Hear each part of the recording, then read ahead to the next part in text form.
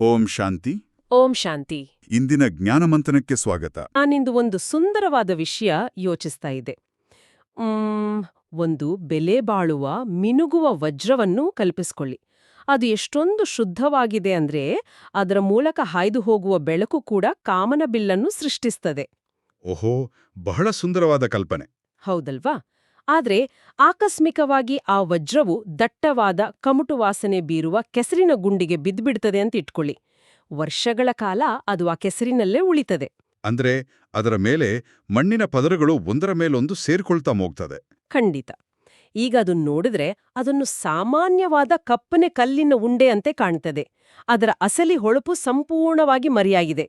ಆದ್ರೆ ಇಲ್ಲಿ ಗಮನಿಸಬೇಕಾದ ಅತ್ಯಂತ ಸೂಕ್ಷ್ಮವಾದ ವಿಷಯ ಏನಂದ್ರೆ, ವಜ್ರವು ತನ್ನ ಮೂಲ ಮೌಲ್ಯವನ್ನು ಅಥವಾ ಗುಣವನ್ನು ಕಳೆದುಕೊಂಡಿಲ್ಲ.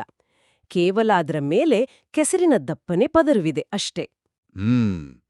ಇದು ನಮ್ಮ ಆಧ್ಯಾತ್ಮಿಕ ಸ್ಥಿತಿಗೆ ಎಷ್ಟು ಕರಾರುವಾಗಿ ಹೊಂದಿಕೊಳ್ಳುತ್ತೆ ಅಲ್ವಾ? ಆ ಕೆಸರು ಬೇರಾದೂ ಅಲ್ಲ, ಅದು ನಮ್ಮ ಜನ್ಮ ಜನ್ಮಾಂತರಗಳ ದೇಹಭಾನ. ಎಕ್ಸಾಕ್ಟ್ಲಿ. ಈ ಶರೀರವೇ ನಾನು ಎಂಬ ಅಹಂಕಾರದ ಕೆಸರು.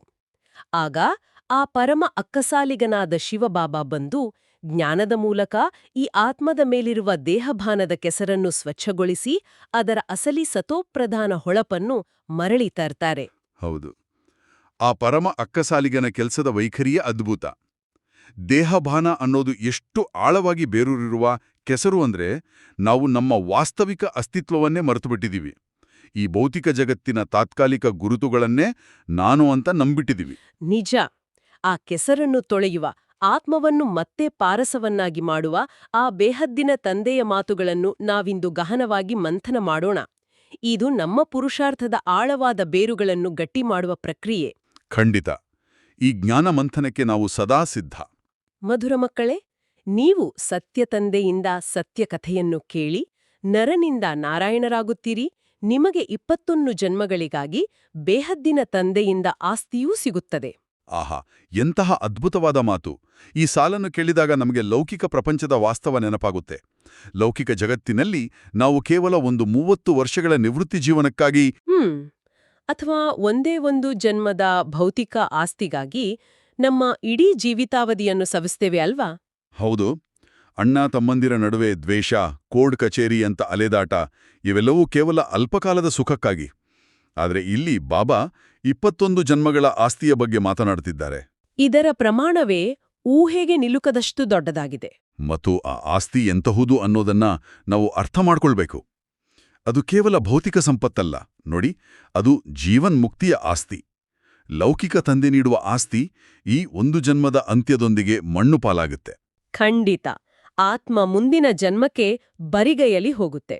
ಆದ್ರೆ ಪರಮಪಿತ ನೀಡುವ ಆಸ್ತಿ ಆತ್ಮದ ಜೊತೆ ಸೇರಿಕೊಂಡು ಜನ್ಮ ಜನ್ಮಾಂತರಗಳವರೆಗೆ ಬರುತ್ತೆ.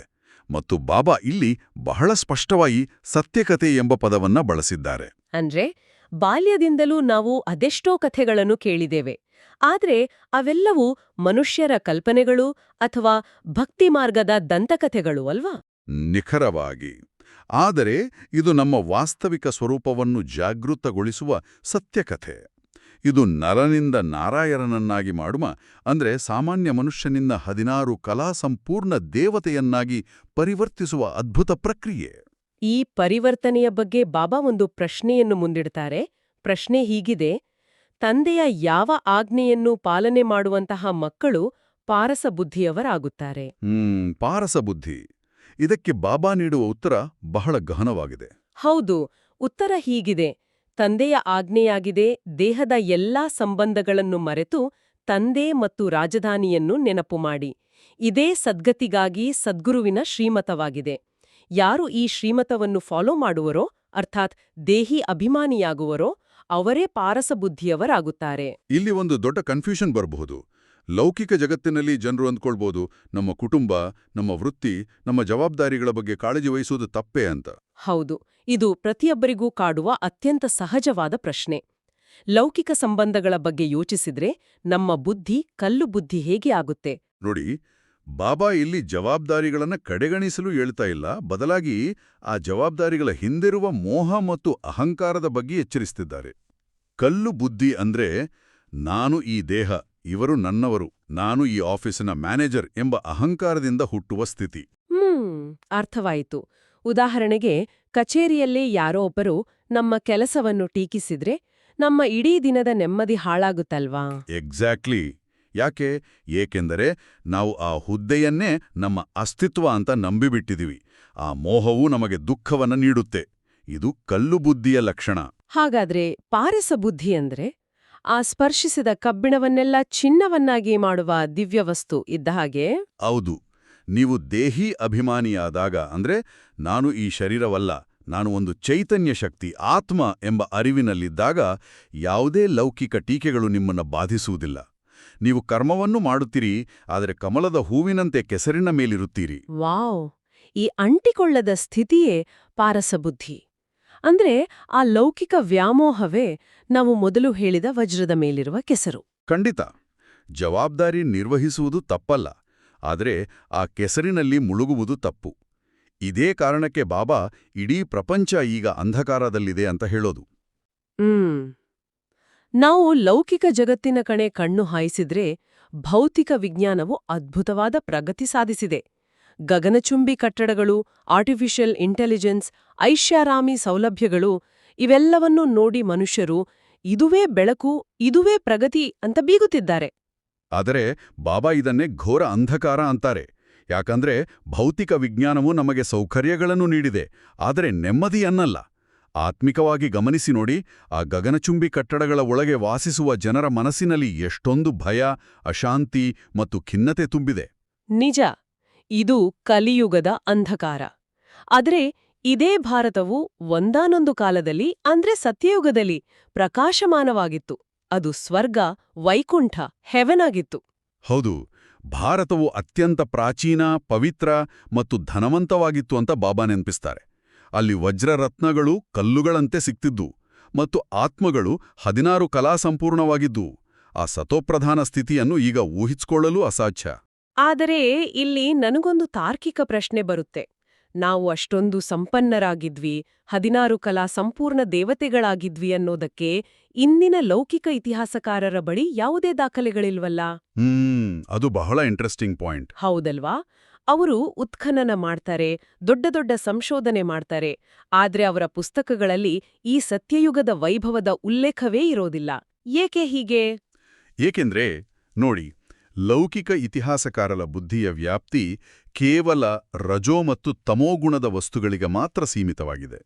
ಅವರು ಕಾರ್ಬನ್ ಡೇಟಿಂಗ್ ಮಾಡೋದು ಈ ಭೌತಿಕ ಅಳಿದುಳಿದ ವಸ್ತುಗಳ ಆಧಾರದ ಮೇಲೆ. ಅಂದ್ರೆ ಅವರ ದೃಷ್ಟಿ ಕೇವಲ ಕೆಲವೇ ಸಾವಿರ ವರ್ಷಗಳ ಹಿಂದಿನ ಕಲಿಯುಗ ಮತ್ತು ದ್ವಾಪರ ಯುಗದ ಮಿತಿಯಲ್ಲಿದೆ. ಖಂಡಿತ. ಸತೋಪ್ರಧಾನ ಪ್ರಪಂಚದ ಪಾವಿತ್ರ್ಯತೆಯನ್ನು ಅಳೆಯಲು ಲೌಕಿಕ ಯಂತ್ರಗಳಿಂದ ಸಾಧ್ಯವೇ ಇಲ್ಲ. ಬಾಬಾ ನಮ್ಗೆ ನೀಡುತ್ತಿರೋದು ಸಂಗಮಯುಗದ ದಿವ್ಯಜ್ಞಾನ. ಇದು ಆತ್ಮಿಕ ದೃಷ್ಟಿಯಿಂದ ನೋಡುವ ಇಡೀ ಕಲ್ಪದ 5000 ವರ್ಷಗಳ ಇತಿಹಾಸ. ಅರ್ಥವಾಯ್ತು. ಅವರ ಅಳತೆಗೋಲುಗಳೇ ಭಿನ್ನವಾಗಿವೆ. ದೇವತೆಗಳ ಆ ದಿವ್ಯಸ್ಥಿತಿಯನ್ನು ಕೇವಲ ಪಾರಸ ಬುದ್ಧಿಯಿಂದ ಮಾತ್ರ ಅರ್ಥ ಮಾಡಿಕೊಳ್ಳಬಹುದು, ಲೌಕಿಕ ಕಲ್ಲು ಬುದ್ಧಿಯಿಂದಲ್ಲ. ನಿಖರವಾಗಿ. ಇನ್ನೂ ಬಾಬಾ ಬಿಚ್ಚಿಡುವ ಇನ್ನೊಂದು ದೊಡ್ಡ ಭ್ರಮೆ ಎಂದರೆ ರಾವಣನ ಕಥೆ.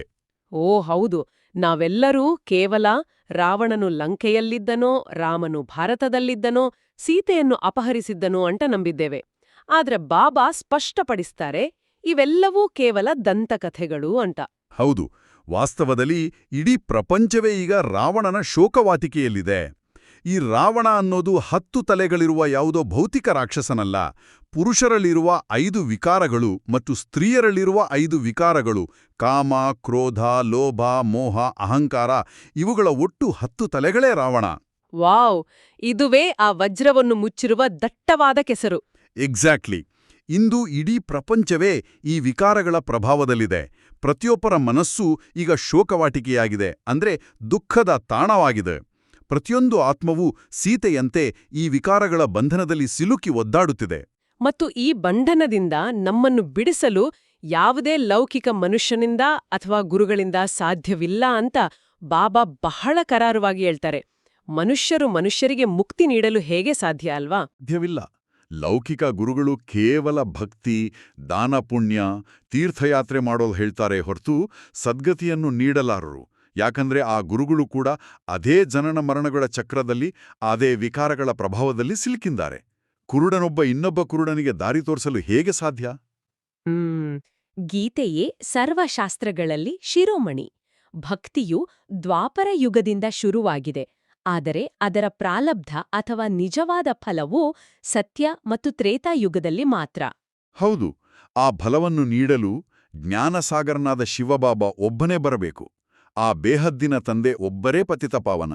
ಇಲ್ಲಿ ಅಚ್ಚರಿಯ ವಿಷಯ ಏನಂದ್ರೆ, ಬಾಬಾ ಕೇವಲ ಪುಣ್ಯಾತ್ಮರನ್ನಲ್ಲ, ಬದಲಾಗಿ ಸಮಾಜದಿಂದ ತಿರಸ್ಕರಿಸಲ್ಪಟ್ಟ ಅಬಲೆಯರು, ಅಹಲ್ಯೆಯರು, ಗಣಿಕೆಯರು ಮತ್ತು ಸ್ವತಃ ಆ ಲೌಕಿಕ ಗುರುಗಳ ಉದ್ಧಾರವನ್ನೂ ಮಾಡ್ತಾರೆ.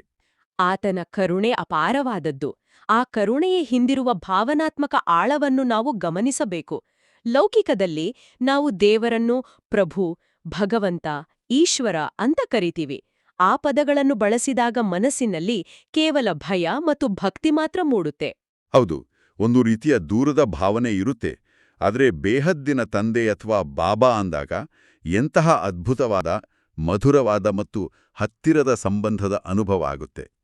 ತಂದೆ ಎಂದರೆ ಪ್ರೀತಿ, ತಂದೆ ಎಂದರೆ ಆಸ್ತಿಯ ಹಕ್ಕು. ಖಂಡಿತ, ಆ ತಂದೆಯ ಹಕ್ಕಿನಿಂದಲೇ ನಾವು ಈ ಜ್ಞಾನವನ್ನು ಪಡಿತಾ ಇದ್ದೀವಿ. ಬಾಬಾ ನಮ್ಮೆಲ್ಲ ಅಜ್ಞಾನದ ಭ್ರಮೆಗಳನ್ನು ದೂರ ಮಾಡ್ತಾರೆ. ವಿಶೇಷವಾಗಿ ಕಾಲಚಕ್ರದ ಬಗ್ಗೆ ಶಾಸ್ತ್ರಗಳಲ್ಲಿ ಆಗಿರುವ ಅತಿ ದೊಡ್ಡ ತಪ್ಪನ್ನು ತಿದ್ದುತ್ತಾರೆ. ಆ ಲಕ್ಷಾಂತರ ವರ್ಷಗಳ ಲೆಕ್ಕಾಚಾರ ಅಲ್ವಾ?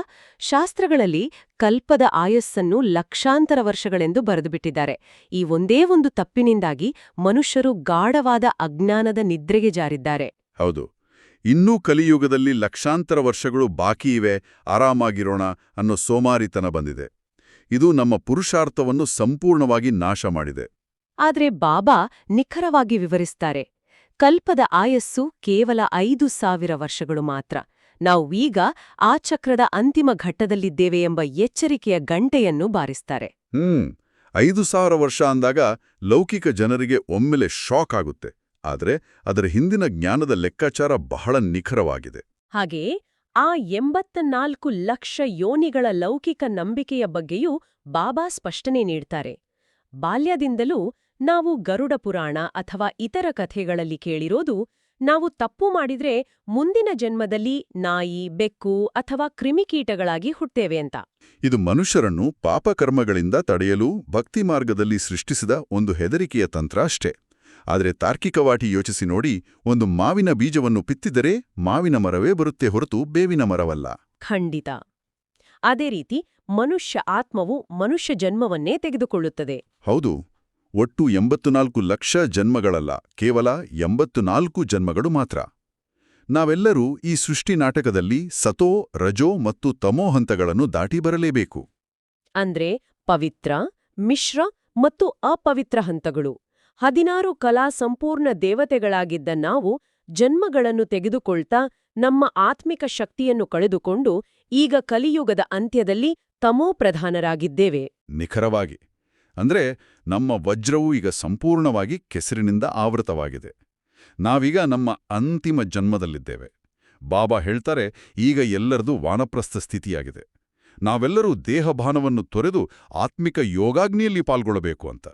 ಆದ್ರೆ ಇಂದಿನ ಕಾರ್ಪೊರೇಟ್ ಜಗತ್ತಿನಲ್ಲಿ ಆಫೀಸಿನ ಡೆಸ್ಕ್ ಮುಂದೆ ಕುಳಿತು ವಾನಪ್ರಸ್ಥ ಸ್ಥಿತಿಯನ್ನು ತಲುಪುವುದು ಹೇಗೆ? ವಾನಪ್ರಸ್ಥ ಎಂದ್ರೆ ಕಾಡಿಗೆ ಹೋಗೋದಲ್ವಾ? ಖಂಡಿತ ಅಲ್ಲ. ಲೌಕಿಕದಲ್ಲಿ ವಾನಪ್ರಸ್ಥ ಎಂದ್ರೆ ಮನಿ ಬಿಟ್ಟು ಕಾಡಿಗೆ ಹೋಗುವುದು ಅಂತ ಅಂದುಕೊಂಡಿದ್ದಾರೆ. ಆದರೆ ಆತ್ಮಿಕವಾಗಿ ಇದೊಂದು ಮಾನಸಿಕ ಕಾರ್ಯವಿಧಾನ, ಅಂದ್ರೆ ಇಂಟರ್ನಲ್ ಮೆಕ್ಯಾನಿಸಮ್. ಓಹೋ, ಅಂದ್ರೆ ನಾವು ಎಲ್ಲಿದ್ದೇವೋ ಅಲ್ಲೇ ಇದ್ದು ನಿವೃತ್ತರಾಗುವುದು. ಹೌದು, ನೀವು ಆಫೀಸಿನ ಡೆಸ್ಕ್ ಮೇಲೆಯೇ ಇರಿ. ಆದರೆ ಆ ಕಚೇರಿಯ ರಾಜಕೀಯ, ಅಸೂಯೆ, ಸ್ಪರ್ಧೆ ಎಂಬ ಗದ್ದಲದಿಂದ ನಿಮ್ಮ ಮನಸ್ಸನ್ನು ನಿವೃತ್ತಿಗೊಳಿಸಿ. ಒಳಗಿನಿಂದ ಸಂಪೂರ್ಣವಾಗಿ ನಿರ್ಲಿಪ್ತರಾಗಿರಿ. ಈ ಭೌತಿಕ ಪ್ರಪಂಚದ ನಾಟಕ ಈಗ ಮುಗಿಯುತ್ತಿದೆ. ನಾವೀಗ ನಮ್ಮ ನಿಜವಾದ ಮನೆಗೆ, ಪರಮಧಾಮಕ್ಕೆ ಹಿಂತಿರುಗಬೇಕು ಎಂಬ ಮಾನಸಿಕ ಸಿದ್ಧತೆಯೇ ನಿಜವಾದ ವಾನಪ್ರಸ್ಥ ಸ್ಥಿತಿ. ಇದು ಬಹಳ ಪ್ರಾಯೋಗಿಕವಾದ ವಿವರಣೆ. ಈ ಲೌಕಿಕ ಪ್ರಪಂಚದ ಕುರುಡು ನಂಬಿಕೆಗಳನ್ನು ಬಾಬಾ ಎಷ್ಟು ಅದ್ಭುತವಾಗಿ ಪ್ರಶ್ನಿಸ್ತಾರೆ ಅಂದ್ರೆ ನನಗೆ ನಿಜಕ್ಕೂ ಆಶ್ಚರ್ಯವಾಗುತ್ತೆ. ಯಾರಾದ್ರೂ ತೀರ್ಕೊಂಡಾಗ ಜನರು ಸ್ವರ್ಗವಾಸಿಯಾದ್ರೂ ಅಂತ ಕರೀತಾರೆ. ಹೌದು, ಇದು ಲೌಕಿಕ ಕಲ್ಲುಬುದ್ಧಿಯ ಅತಿ ದೊಡ್ಡ ವಿಪರ್ಯಾಸ. ಬಾಬಾ ಕೇಳ್ತಾರೆ, ಅವರು ಸ್ವರ್ಗಕ್ಕೆ ಹೋದರು ಎಂದ್ರೆ ಅದಕ್ಕೂ ಮುನ್ನ ಅವರು ಬದುಕಿದ್ದಾಗ ನರಕದಲ್ಲಿದ್ರು ಅಂತ ನೀವೇ ಒಪ್ಕೊಂಡಂತಾಯ್ತಲ್ವಾ? ಖಂಡಿತ. ಮತ್ತು ಬಾಬಾ ಇನ್ನೊಂದು ತೀಕ್ಷ್ಣವಾದ ತರ್ಕವನ್ನು ನೀಡ್ತಾರೆ. ವಿಶೇಷವಾಗಿ ಬಂಗಾಳದಂಥ ಕಡೆಗಳಲ್ಲಿ ಯಾರಾದ್ರೂ ತೀರ್ಕೊಂಡ್ರೆ ಶ್ರಾದ್ದದ ಸಮಯದಲ್ಲಿ ಅವರಿಗೆ ಮೀನು, ಮೊಟ್ಟೆ ಇತ್ಯಾದಿಗಳನ್ನು ಅರ್ಪಿಸ್ತಾರೆ. ಹೌದು, ಅವರು ನಿಜಕ್ಕೂ ಸ್ವರ್ಗಕ್ಕೆ ಹೋಗಿದ್ರೆ ಸ್ವರ್ಗದಲ್ಲಿ ಇಂತಹ ಆಸೂರಿ ವೈಭವ, ತಾಮಸಿಕ ಆಹಾರ ಇರ್ತದೆಯಾ? ಖಂಡಿತ ಇಲ್ಲ. ಸ್ವರ್ಗದಲ್ಲಿ ಇರುವುದು ಕೇವಲ ಸತೋಪ್ರಧಾನ ಆಹಾರ. ಸತ್ಯಯುಗದಲ್ಲಿ ಹಿಂಸೆಯ ಪ್ರಶ್ನೆಯೇ ಬರೋದಿಲ್ಲ. ಇವೆಲ್ಲವೂ ಭಕ್ತಿ ಮಾರ್ಗದ ಅಂಧಾನುಕರಣೆಗಳು ಅನ್ನೋದನ್ನ ನಾವು ಅರ್ಥ ಮಾಡ್ಕೋಬೇಕು. ಇಂತಹ ಗಾಢವಾದ ಅಜ್ಞಾನದಿಂದ ಹೊರಬರಲು ಇರುವ ಒಂದೇ ದಾರಿ ಬಾಬಾ ಹೇಳುವಂತೆ ಮನ್ಮನಾಭವ ಸ್ಥಿತಿಯಲ್ಲಿ ಇರುವುದು. ಮನ್ಮನಾಭವ ಅಂದ್ರೆ ನನ್ನೊಬ್ಬನನ್ನೇ ನೆನಪು ಮಾಡು. ನಮ್ಮ ಬುದ್ಧಿಯ ಯೋಗ ಈ ಲೌಕಿಕ ಜಗತ್ತಿನ ಕಡೆಗೆ ಅಲೆದಾಡಬಾರದು. ಅದು ಆ ಪರಮ ಜ್ಯೋತಿಯ ಮೇಲೆ ಮಾತ್ರ ಕೇಂದ್ರೀಕೃತವಾಗಿರಬೇಕು. ಆಗ ಮಾತ್ರ ಆ ಯೋಗಾಗ್ನಿಯಿಂದ ವಜ್ರದ ಮೇಲಿನ ಕೆಸರು ಸುಟ್ಟೋಗುತ್ತೆ. ಇದೇ ಸಂದರ್ಭದಲ್ಲಿ ಬಾಬಾ ನಮಗೊಂದು ದೊಡ್ಡ ಬಿರುದನ್ನು ನೀಡ್ತಾಯಲ್ವಾ? ಹೌದು, ಭೌತಿಕ ಆಕಾಶದಲ್ಲಿರುವ ಗ್ರಹ ತಾರೆಗಳಲ್ಲ, ನೀವೇ ನಿಜವಾದ ಜ್ಞಾನ ಸೂರ್ಯ, ಜ್ಞಾನ ಚಂದ್ರಮ ಮತ್ತು ಜ್ಞಾನ ನಕ್ಷತ್ರಗಳು ಅಂತ ಬಾಬಾ ಹೇಳ್ತಾರೆ. ವಾವ್, ಎಂತಹ ಶ್ರೇಷ್ಠವಾದ ಸ್ವಮಾನ ಇದು! ನಾವು ಈ ಅಂಧಕಾರದ ಜಗತ್ತಿಗೆ ಬೆಳಕು ನೀಡುವ ಚೈತನ್ಯ ಜ್ಞಾನ ನಕ್ಷತ್ರಗಳು. ಖಂಡಿತ. ಮಧುರಾತಿಮಧುರ ಅಗಲಿ ಹೋಗಿ ಮರಳಿ ಸಿಕ್ಕಿರುವ ಮಕ್ಕಳ ಪ್ರತಿ ಮಾತಾಪಿತಾ ಬಾಬ್ದಾದಾರವರ ನೆನಪು, ಪ್ರೀತಿ ಹಾಗೂ ಸುಪ್ರಭಾತ್. ಆತ್ಮಿಕ ಮಕ್ಕಳಿಗೆ ಆತ್ಮಿಕ ತಂದೆಯ ನಮಸ್ತೆ. ಧಾರಣೆಯ ವಿಷಯಕ್ಕೆ ಬರೋದಾದ್ರೆ ಬಾಬಾ ಇವತ್ತು 2 ಮುಖ್ಯ ಅಂಶಗಳನ್ನು ನೀಡಿದ್ದಾರೆ. ಮೊದಲನೆಯದಾಗಿ, ಈ ಅಂತಿಮ 84ನೇ ಜನ್ಮದಲ್ಲಿ ಯಾವುದೇ ಪಾಪಕರ್ಮ ಮಾಡಬಾರದು, ಪುಣ್ಯಾತ್ಮರಾಗುವ ಸಂಪೂರ್ಣ ಪುರುಷಾರ್ಥ ಮಾಡಬೇಕು.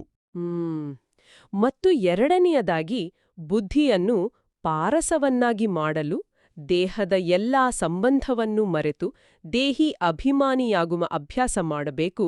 ಆದರೆ ದೈನಂದಿನ ಜೀವನದ ಗಡಿಬಿಡಿಯಲ್ಲಿ ಈ ವೈರಾಗ್ಯ ಮತ್ತು ಯಾಡ್ ಅನ್ನು ನಾವು ಹೇಗೆ ಕಾಯ್ದುಕೊಳ್ಳಬಹುದು? ನೋಡಿ, ಧಾರಣ ಎಂದರೆ ಕೇವಲ ಕೇಳುವುದಲ್ಲ, ಅದನ್ನು ಆಚರಣೆಗೆ ತರುವುದು. ನೀವು ಕೆಲಸ ಮಾಡುತ್ತಿರುವಾಗಲೂ ಪ್ರತಿ ಘಂಟೆಗೊಮ್ಮೆ 1 ನಿಮಿಷ ವಿರಾಮ ತೆಗೆದುಕೊಳ್ಳಿ. ನಾನು ಈ ದೇಹವಲ್ಲ, ನಾನೊಂದು ಹೊಳೆಯುವ ಆತ್ಮ ಅಂತ ನೆನ್ಪು ಮಾಡಿಕೊಳ್ಳಿ. ಅಂದ್ರೆ ಬೇರೆಯವರನ್ನು ನೋಡುವಾಗಲೂ ಅವರ ಭೌತಿಕ ರೂಪವನ್ನು ನೋಡದೆ ಭ್ರುಕುಟಿಯ ಮಧ್ಯ ಹೊಳೆಯುವ ಆತ್ಮವನ್ನು ನೋಡುವ ಅಭ್ಯಾಸ ಮಾಡಬೇಕು. ಹೌದು, ಇದೇ ನಿಜವಾದ ದೇಹಿ ಅಭಿಮಾನಿ ಸ್ಥಿತಿ ಮತ್ತು ಇದೇ ಶ್ರೇಷ್ಠ ವೈರಾಗ್ಯ. ಖಂಡಿತ. ಈಗ ಇಂದಿನ ವರದಾನವನ್ನು ನೋಡೋಣ. ಹಳೆಯ ಸಂಸ್ಕಾರಗಳು ಅಥವಾ ವಿಘ್ನಗಳಿಂದ ಮುಕ್ತಿ ಪ್ರಾಪ್ತಿ ಮಾಡಿಕೊಳ್ಳುವಂತಹ ಸದಾ ಶಕ್ತಿ ಸಂಪನ್ನ ಭವ. ಇಲ್ಲಿ ಅಲಂಕಾರಿ ರೂಪದವರಾಗುವುದು ಅಂತ ಬಾಬಾ ಹೇಳಿದ್ದಾರೆ. ಯಾರು ಈಗ ವೈಷ್ಣವರಾಗಿರ್ತಾರೋ ಅವರೇ ಭವಿಷ್ಯದಲ್ಲಿ ವಿಷ್ಣುವಂಶಿಯಾಗುತ್ತಾರೆ. ಯಾವುದೇ ತಮೋಗುಣಿ ಸಂಕಲ್ಪವೂ ನಮ್ಮನ್ನು ಸ್ಪರ್ಶಿಸದಂತೆ ನಾವು ಎಚ್ಚರಿಕೆ ವಹಿಸಬೇಕು. ಈ ಹಳೆಯ ಸಂಸ್ಕಾರಗಳನ್ನು ತಡೆಯುವ ಕಾರ್ಯವಿಧಾನ ಹೇಗಿರುತ್ತೆ? ಹಳೆಯ ಸಂಸ್ಕಾರಗಳಂದ್ರೆ ಬೇರೆಯವರ ಬಗ್ಗೆ ನಕಾರಾತ್ಮಕವಾಗಿ ಯೋಚಿಸುವುದು, ಅಸೂಯೆ ಪಡುವುದು ಅಥವಾ ಸಣ್ಣ ಪುಟ್ಟ ವಿಷಯಗಳಿಗೆ ಕೋಪಗೊಳ್ಳುವುದು. ಇವೇ ನಮ್ಮ ಆಧ್ಯಾತ್ಮಿಕ ಪಯಣದ ಅತಿದೊಡ್ಡ ವಿಘ್ನಗಳು. ನಾವು ಆತ್ಮದಲ್ಲಿ ಜ್ಞಾನ ಮತ್ತು ಯೋಗದ ಶಕ್ತಿಗಳನ್ನು ತುಂಬಿಕೊಂಡಾಗ ನಾವು ಶಕ್ತಿ ಸಂಪನ್ನರಾಗುತ್ತೇವೆ. ಅಂದ್ರೆ ಆ ಶಕ್ತಿಯು ನಮ್ಮ ಸುತ್ತಲೂ ಒಂದು ರಕ್ಷಣಾ ಕವಚವನ್ನು, ಒಂದು ಶೀಲ್ಡ್ ಅನ್ನು ಸೃಷ್ಟಿಸುತ್ತದೆ. ಎಕ್ಸಾಕ್ಟ್ಲಿ. ಆಗ ಕಚೇರಿಯಲ್ಲಿ ಅಥವಾ ಮನೆಯಲ್ಲಿ ಎಷ್ಟೇ ನಕಾರಾತ್ಮಕ ವಾತಾವರಣವಿದ್ರೂ ಆ ತಮೋಗುಣಿ ಸಂಕಲ್ಪಗಳು ನಮ್ಮನ್ನ ಸ್ಪರ್ಶಿಸಲಾರವು. ಅದ್ಭುತವಾದ ರಕ್ಷಣಾ ಕವಚ. ಇನ್ನು ಇಂದಿನ ಸ್ಲೋಗನ್ ಕೂಡ ಬಹಳ ಪ್ರಾಯೋಗಿಕವಾಗಿದೆ. ಪ್ರತಿ ಸಮಯ ಪ್ರತಿ ಕರ್ಮದಲ್ಲಿ ಸಮತೋಲನವಿಡುವುದೇ ಸರ್ವರ ಆಶೀರ್ವಾದಗಳನ್ನು ಪ್ರಾಪ್ತಿ ಮಾಡಿಕೊಳ್ಳುವ ಸಾಧನವಾಗಿದೆ. ಈ ಕರ್ಮ ಮತ್ತು ಯೋಗದ ನಡುವಿನ ಸಮತೋಲನವನ್ನು ಕಾಪಾಡಿಕೊಳ್ಳುವುದು ಬಹಳ ಮುಖ್ಯ. ಸಮತೋಲನ ಎಂದ್ರೆ ಕೇವಲ ಕಣ್ಣು ಮುಚ್ಚಿ ಧ್ಯಾನದಲ್ಲಿ ಕೂರುವುದಲ್ಲ, ಅಥವಾ ಕೇವಲ ಕೆಲಸದ ಒತ್ತಡದಲ್ಲಿ ಕಳೆದು ಹೋಗುವುದಲ್ಲ. ಕೈ ಕೆಲಸದಲ್ಲಿರ್ಬೇಕು, ಆದ್ರೆ ಮನಸ್ಸು ಶಿವಬಾಬಾನ ನೆನಪಿನಲ್ಲಿರ್ಬೇಕು ಅಲ್ವಾ? ಹೌದು, ಅದೇ ಕರ್ಮಯೋಗ. ನೀವು ಅಡುಗೆ ಮಾಡುತ್ತಿರಬಹುದು ಅಥವಾ ಕಂಪ್ಯೂಟರ್ ಮುಂದೆ ಕೆಲಸ ಮಾಡುತ್ತಿರಬಹುದು. ನಿಮ್ಮ ಆಂತರಿಕ ಸ್ಥಿತಿ ಶಾಂತವಾಗಿದ್ರೆ ನಿಮ್ಮ ಸುತ್ತಮುತ್ತಲಿನ ಎಲ್ಲರಿಗೂ ಆ ಶಾಂತಿಯ ಪ್ರಕಂಪನಗಳು ತಲುಪ್ತವೆ. ಆಗ ಸಹಜವಾಗಿಯೇ ಸರ್ವರ ಆಶೀರ್ವಾದ ನಿಮಗೆ ಪ್ರಾಪ್ತಿಯಾಗ್ತದೆ. ಅಂತಿಮವಾಗಿ ಇಂದಿನ ಅವ್ಯಕ್ತ ಸೂಚನೆಯನ್ನು ಗಮನಿಸೋಣ. ನಿಶ್ಚಯದ ಫೌಂಡೇಶನ್ ಬಲಗೊಳಿಸಿ ಸದಾ ನಿರ್ಭಯ ಮತ್ತು ನಿಶ್ಚಿಂತರಾಗಿರಿ. ಇಲ್ಲಿ ಬಾಬಾ ಒಂದು ಸೂಕ್ಷ್ಮವಾದ ಮಾರ್ಗದರ್ಶನ ನೀಡಿದ್ದಾರೆ. ಯಾರಾದರೂ ಬಂದು ಇನ್ನೊಬ್ಬರ ಗ್ಲಾನಿ ಅಂದ್ರೆ ಕೆಟ್ಟದಾಗಿ ಮಾತನಾಡಿದ್ರೆ ನಾವು ಅವರ ಮಾತಿಗೆ ಬೆಂಬಲ ಕೊಡೋ ಬದಲು ಆ ಶಬ್ದದ ಭಾವವನ್ನ ಬದಲಾಯಿಸಿ ಅವರ ವಿಶೇಷತೆಯನ್ನು ಮಾತ್ರ ನೋಡಬೇಕು. ಇದು ಏಕಮತದ ಸಂಘಟನೆಗೆ ಅತ್ಯಂತ ಅವಶ್ಯಕ. ಲೌಕಿಕ ಜಗತ್ತಿನಲ್ಲಿ ಯಾರಾದ್ರೂ ಬಂದು ಅವರು ಸರಿಯಿಲ್ಲ ಅಂದ್ರೆ ನಾವು ತಕ್ಷಣ ಹೌದು ಅವರು ಹಾಗೆಯೇ ಅಂತ ರಾಗ ಎಳಿತೇವೆ. ಖಂಡಿತ, ಅದು ಸಾಮಾನ್ಯ ಮನುಷ್ಯನ ಸ್ವಭಾವ. ಆದರೆ ಜ್ಞಾನ ಮಾರ್ಗದಲ್ಲಿ ನಾವು ಆ ನಕಾರಾತ್ಮಕ ಭಾವನೆಯ ದಿಕ್ಕನ್ನ ಬದಲಾಯಿಸಬೇಕು. ಅವರಿಗೆ ಸ್ವಲ್ಪ ಕೋಪ ಇರಬಹುದು, ಆದರೆ ಅವರು ಸೇವೆಯಲ್ಲೆಷ್ಟು ಮುಂದಿದ್ದಾರೆ ನೋಡಿ ಅಂತ ಅವರ ವಿಶೇಷತೆಯನ್ನ ಎತ್ತಿ ಹಿಡಿಬೇಕು. ಇದರಿಂದ ಸಂಘಟನೆಯಲ್ಲಿ ವಿಘ್ನಗಳು ಬರುವುದಿಲ್ಲ, ಪ್ರೀತಿ ಬೆಳೆಯುತ್ತದೆ. ಇದು ನಿಜಕ್ಕೂ ಮನಸ್ಸಿನ ಅತಿದೊಡ್ಡ ಪರಿವರ್ತನೆ. ಬನ್ನಿ, ಈಗ ನಾವು ಚರ್ಚಿಸಿದ ಈ ಎಲ್ಲಾ ಜ್ಞಾನರತ್ನಗಳನ್ನು, ಧಾರಣೆ, ವರದಾನ ಮತ್ತು ಸ್ಲೋಗನನ್ನು ನಮ್ಮ ಆತ್ಮದಲ್ಲಿ ಆಳವಾಗಿ ಬೇರೂರಿಸಲು ಒಂದು ಸಣ್ಣ ಸುಂದರವಾದ ಯೋಗಾಭ್ಯಾಸವನ್ನು ಮಾಡೋಣ. ಖಂಡಿತ. ನಿಮ್ಮ ಭೌತಿಕ ದೇಹವನ್ನು ಸಂಪೂರ್ಣವಾಗಿ ಸಡಿಲಗೊಳಿಸಿ, ಹೊರಗಿನ ಪ್ರಪಂಚದ ಎಲ್ಲ ಗದ್ದಲಗಳಿಂದ, ಎಲ್ಲ ಆಲೋಚನೆಗಳಿಂದ ನಿಮ್ಮ ಮನಸ್ಸನ್ನು ಬಿಡುಗಡೆ ಮಾಡಿ. ನಿಮ್ಮ ಸಂಪೂರ್ಣ ಗಮನವನ್ನು ನಿಮ್ಮ ಹಣೆಯ ಮಧ್ಯದಲ್ಲಿ, ಭ್ರುಕುಟಿಯ ಸ್ಥಾನದಲ್ಲಿ ಕೇಂದ್ರೀಕರಿಸಿ. ನಾನು ಈ ಭೌತಿಕ ಶರೀರವಲ್ಲ, ನಾನು ಒಂದು ದಿವ್ಯವಾದ ಹೊಳೆಯುವ ಜ್ಯೋತಿಬಿಂದು. ಹೌದು, ನಾನು ಮಿನುಗುವ ಜ್ಞಾನ ನಕ್ಷತ್ರ, ನಾನು ಶಾಂತಸ್ವರೂಪ ಆತ್ಮ. ಈಗ ನಿಮ್ಮ ಆಂತರಿಕ ದೃಷ್ಟಿಯನ್ನು ಮೇಲಕ್ಕೆ, ಆ ಪರಮಧಾಮದ ಕಡೆಗೆ ಕೊಂಡೊಯ್ಯಿರಿ. ಅಲ್ಲಿ ಆ ಪರಮ ಜ್ಯೋತಿ, ನನ್ನ ಬೇಹದ್ದಿನ ತಂದೆ ಶಿವಬಾಬಾ ಪ್ರಕಾಶಿಸುತ್ತಿದ್ದಾರೆ. ಆ ಜ್ಞಾನಸೂರ್ಯನಿಂದ ದಿವ್ಯವಾದ, ಶಕ್ತಿಶಾಲಿ ಪ್ರೀತಿಯ ಕಿರಣಗಳು ನೇರವಾಗಿ ನಿಮ್ಮ ಆತ್ಮದ ಮೇಲೆ ಬೀಳುತ್ತಿವೆ. ಆ ಬೆಳಕಿನ ಕಿರಣಗಳು ಆತ್ಮದ ಮೇಲಿರುವ ಜನ್ಮಜನ್ಮಾಂತರಗಳ ದೇಹಭಾನದ ಕೆಸರನ್ನು ಸಂಪೂರ್ಣವಾಗಿ ತೊಳೆದುಹಾಕುತ್ತಿವೆ. ಪೂರ್ಣವಾಗಿ ಶಕ್ತಿ ಸಂಪನ್ನ ಆತ್ಮ. ನಿಮ್ಮ ಸುತ್ತಲೂ ದಿವ್ಯ ಶಕ್ತಿಯ ರಕ್ಷಣಾ ಕವಚವಿದೆ. ಯಾವುದೇ ತಮೋಗುಣಿ ಸಂಕಲ್ಪವೂ ನಿಮ್ಮನ್ನು ಮುಟ್ಟಲಾರದು. ನಿಮ್ಮ ಪ್ರತಿಯೊಂದು ಕರ್ಮದಲ್ಲೂ ಸಮತೋಲನವಿದೆ. ನೀವು ಸಹಜವಾಗಿ ಸರ್ವರ ಆಶೀರ್ವಾದಗಳನ್ನು ಪಡೆಯುತ್ತಿದ್ದೀರಿ. ಬಾಬಾನ ಪ್ರೀತಿಯ ಛತ್ರಛಾಯೆಯಲ್ಲಿ ನಾನು ಸದಾ ನಿರ್ಭಯ ಮತ್ತು ನಿಶ್ಚಿಂತನಾಗಿದ್ದೇನೆ. ಇದೇ ನನ್ನ ಬಲವಾದ ಸ್ವಮಾನ. ಈ ದಿವ್ಯ ಸ್ಥಿತಿಯಲ್ಲೇ ನಾನು ಸದಾ ಇರುತ್ತೇನೆ. ಓಂ ಶಾಂತಿ. ಓಂ ಶಾಂತಿ. ಎಂಥ ಅದ್ಭುತವಾದ, ಶಾಂತಿಯುತವಾದ ಅನುಭವ! ಈ ಮಂಥನದ ಪ್ರಾರಂಭದಲ್ಲಿ ನಾವು ಮಾತನಾಡಿದ ಆ ಕೆಸರಿನಲ್ಲಿ ಬಿದ್ದ ವಜ್ರದ ಕಥೆಯನ್ನು ಸದಾ ನೆನಪಿನಲ್ಲಿಟ್ಟುಕೊಳ್ಳಿ. ನೀವೇ ಆ ಬೆಲೆಬಾಳುವ ವಜ್ರ. ಬಾಬಾನ ಈ ಜ್ಞಾನದ ಮೂಲಕ, ಆ ಯೋಗಾಗ್ನಿಯ ಮೂಲಕ ಪ್ರತಿದಿನ ಆ ದೇಹಭಾನದ ಕೆಸರನ್ನು ಸ್ವಚ್ಛಗೊಳಿಸುತ್ತಾಯಿರಿ. ನಿಮ್ಮ ಆಂತರಿಕ ಹೊಳುಪು ಈ ಇಡೀ ಜಗತ್ತಿಗೆ ಬೆಳಕಾಗಲಿ. ಸದಾ ಆ ಮಧುರಾತಿ ಮಧುರ ಶಿವಬಾಬಾರವರ ನೆನಪಿನಲ್ಲಿ, ಆ ಪ್ರೀತಿಯ ಬಂಧನದಲ್ಲಿರಿ. ನಿಮ್ಮ ಮುಂದಿನ ಹೆಜ್ಜೆಗಳು ಸದಾ ಪ್ರಕಾಶಮಾನವಾಗಿರಲಿ. ಇಂದಿನ ದಿನವಿಡೀ ನಾವು ಚರ್ಚಿಸಿದ ಈ ಅವ್ಯಕ್ತ ಸ್ಥಿತಿಯನ್ನು ಅನುಭವಿಸಲು ಪ್ರಯತ್ನಿಸೋಣ ಮತ್ತು ಬಾಬಾರವರ ವರದಾನದ ಹಸ್ತ ಸದಾ ನಮ್ಮ ತಲೆಯ ಮೇಲಿದೆಯೆಂಬ ಸ್ಮೃತಿಯಲ್ಲಿರೋಣ. ನಿಜ, ಇಂದಿನ ಈ ಚರ್ಚೆ ಎಲ್ಲರ ಆಧ್ಯಾತ್ಮಿಕ ಪಯಣಕ್ಕೆ ಸಹಕಾರಿಯಾಗಿದೆ ಎಂದು ನಾವು ನಂಬುತ್ತೇವೆ. ಎಲ್ಲರಿಗೂ ಈ ನಮ್ಮ ಮಾತುಕತೆ ಇಷ್ಟವಾದಲ್ಲಿ ದಯವಿಟ್ಟು ಈ ಜ್ಞಾನದ ಅಮೃತವನ್ನು ತಮ್ಮ ಆತ್ಮೀಯರಿಗೂ ಶೇರ್ ಮಾಡಿ. ಹೌದು, ಮತ್ತು ಇಂತಹ ದೈನಂದಿನ ಮುರಳಿ ಮಂಥನಕ್ಕಾಗಿ ನಮ್ಮ ಶಿವವಾಣಿ ಚಾನೆಲ್ ಅನ್ನು ಸಬ್ಸ್ಕ್ರೈಬ್ ಮಾಡಲು ಮರೆಯಬೇಡಿ. ಹಾಗಾದರೆ ನಾಳೆ ಮತ್ತೆ ಭೇಟಿಯಾಗೋಣ. ಅಲ್ಲಿಯವರೆಗೆ ಬಾಬಾರವರ ಸಿಹಿ ನೆನಪಿನಲ್ಲಿರಿ. ಓಂ ಶಾಂತಿ. ಓಂ ಶಾಂತಿ. ಓಂ ಶಾಂತಿ.